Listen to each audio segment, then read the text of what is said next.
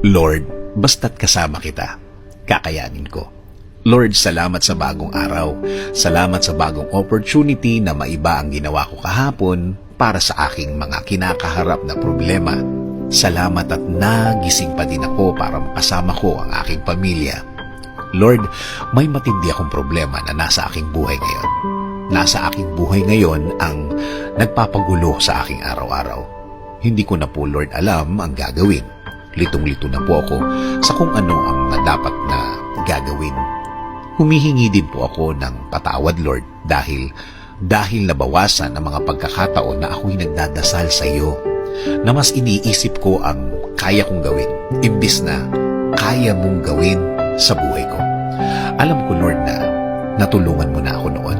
Alam ko at natatandaan ko pa kung paano nabaligtad ang sitwasyon at biglang gumaan.